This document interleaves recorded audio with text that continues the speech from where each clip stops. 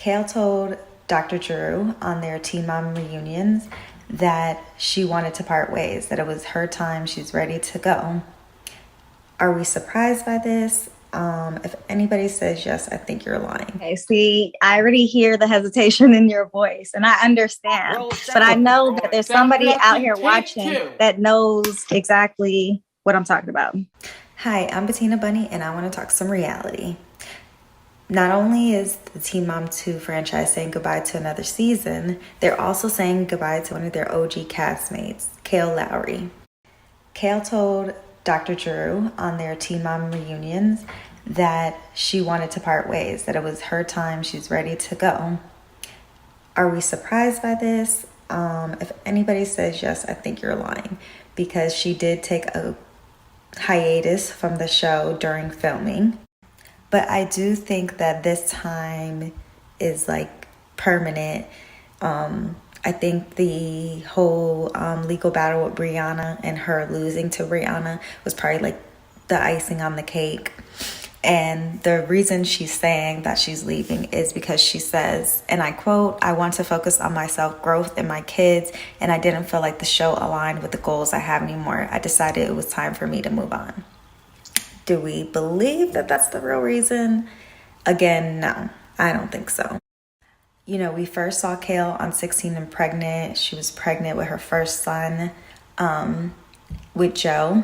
And I felt really bad for her just as a viewer, because she was dealing with not only being pregnant at 16, but also her mother had some issues, kicked her out. She had to live with Joe, who is also young and immature, and their relationship ultimately led to them breaking up, which was very public and in the series, which I'm pretty sure is hard in itself. So obviously, you know, you feel bad for Kail, you know, she was estranged from her father also, and that side of the family, and you can tell like all that trauma that she had endured even up to 16, you know, was a lot for her. So when she moved on from Joe and she started to, you know, get on her own feet and started providing for herself, you know, as a viewer, you're like, okay, like you're proud of her. You're like, okay, we want the best for all of the castmates. That's ultimately what we want. And she met Javi, which is her husband. Yeah, her first husband. And they ended up having a child together. He went into the military, the Air Force. And being an Air Force wife now, you know, I can relate to that. You know, that is stressful in itself. Like even now, like I just literally moved from the East Coast to the Southwest, and you know, I haven't got my stuff yet. So like being a military wife and moving and settling into the new routine and deployments, like all of that is super hard. And then to be on TV is like, you know, I can't imagine. So, you know, you wanted them to succeed. You wanted her to continue to thrive, but that relationship ultimately failed also. And I think this is where it took a turn for Kail, because the viewers started seeing like a different side to her. And granted, we don't know what happens in a marriage between two people. There's always two sides. From the viewer standpoint, you know, it looked like when Javi went to one of his deployments, that's where it really took a turn for the left. They also suffered a miscarriage, and, you know, he was hearing information from other castmates about the paternity of his child. And then, you know, right after he comes home, they're not together, but then, you know, she's automatically linked to the third baby daddy, which is Chris. So automatically he's going to assume there is some overlap. And again, like going through a deployment, my husband just came back from a deployment. Like that shit is no joke. You have to be very strong and secure, and even the strongest and securest married is still going to go through some ups and downs during a deployment because you're not with each other. So it's going to be super hard. And again, then we're introduced to another person after, or in between time of the separation and the deployment and everything that went on with that. It was hard to watch that divorce take place. Clearly, they were both dealing with some stuff.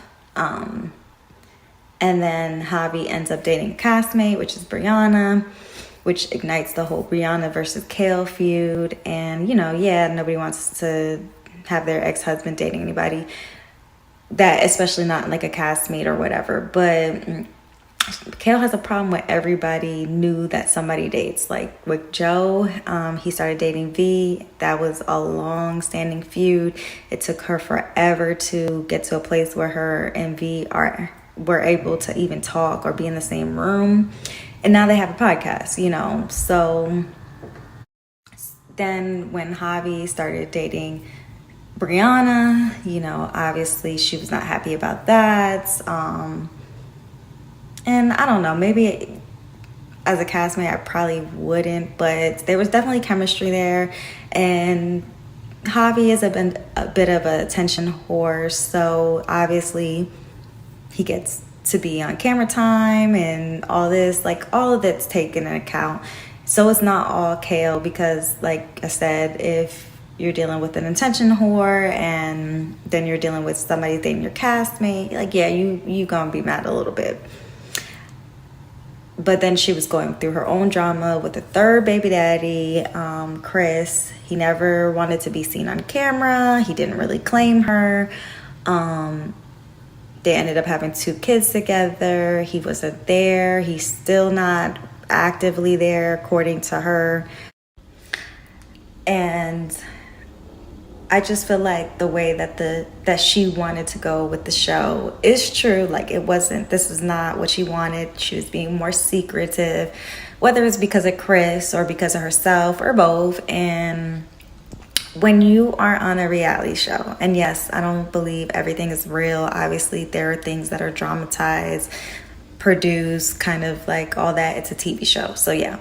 But what I'm saying is, like, when you're trying to be secretive or there's things that you don't want to discuss, yeah, you don't have to. But when you're on a reality show, you're gonna lose some of the viewers, and you're not gonna be able to keep that attention or that want if you're not being open and transparent. And I guess the more and more time that went on, the less and less we knew, starting with like the divorce and everything. And even now, during the reunion, she didn't even come to the reunion. She only, did a live call, which is another indicator that, it's probably time for you to go. You don't get along with anybody, or you don't want to be in the same room with your castmates doing the reunions, which is a big part of the show. So your new boyfriend comes on, he has a mask on, you don't even want to tell his name, you don't want him to say where y'all met. Like, when y'all get to that level of you want privacy, then yeah, it probably is time for you to go. It's probably the best time for her right now. I think the icing on the cake was her lawsuit with Brianna, and losing that to Brianna is probably just like, that was it, And hopefully she will work on self-growth.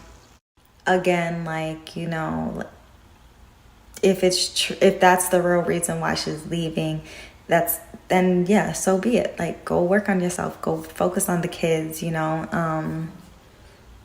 do whatever you need to do to heal, because I do think she has dealt with a lot of trauma, some unprocessed trauma. Like, I don't know how much therapy she goes to or what self-work she really does. But it's clear that, just from some of the things I've already said, like, you're going to have some trauma. You're going to, and you need to deal with that and be happy for you and your kids. And it probably is the best thing for her to go. But will you miss her? I do want to give her flowers, though, because she was part of the OG Teen Mom 2 cast. And, you know, 16 and Pregnant came around, and it was very influential because teen pregnancy did reduce after its premiere. And it has been, you know, reduced for the most part because honestly, watching the show, like, you realize, like, having a baby at any age is tough, but having a baby at 16 is 100 times tougher. And I don't know that from experience. I had my first child at 26, so, and that was hard as hell. And I was in a very bad situation also. So I can't imagine being 16, pregnant, dealing with something chaotic or traumatic then. So, you know, she was one of the pioneers to, you know, open up her life and open up her story for other teens not to go through these things. So with that being said, like, I don't think, you know, I think it'll still move on, but will you miss her or are you done? Let me know what you think. Are you excited about more Teen Mom? Do you think Teen Mom should be just done? Teen Mom 2, Young and Pregnant, like all that franchise? Like, what do you think about everything? Or do you think that it'll go on fine without Kale? Let me know.